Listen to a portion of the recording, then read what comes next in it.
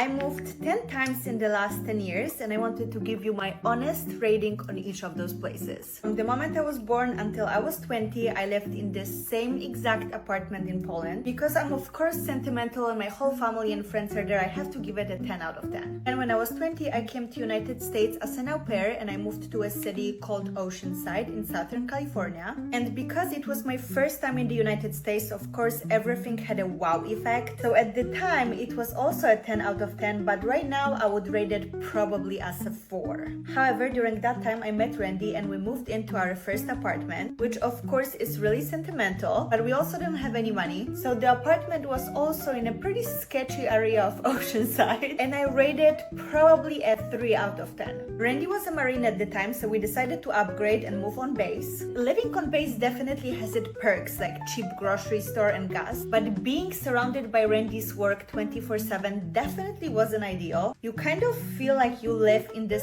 fake setting in a Truman Show where everybody wears the uniforms and kind of looks the same, but I still give it a 7 out of 10 because we're really close to the beach, which I actually really enjoyed. During that time I started doing social media. Randy got out of the Marines, so we decided to move to LA for more business opportunities. We did not know a single thing about living in LA, so we decided on Koreatown. The apartment building was extremely nice and brand new, but the area around it not so much. It was right on the main street and it didn't feel safe or walkable at all, so I have to give it a 4 out of 10. After living dead in a city center, we decided that we wanted something more quiet, so we moved to the valley. We chose Woodland Hills, which is right next to Calabasas, and I think it was a great place, just not the right time. As soon as we moved there, the quarantine hit, so we felt like we're in the middle of nowhere, isolated with absolutely nothing to do. Also think that it's more of a family-oriented area. After living in seclusion, we decided we want to move back to the city again. This time we moved to Beverly Hills. You can imagine, coming from Poland, I would have never ever imagined that I'm going to live in Beverly Hills. I absolutely loved everything about it except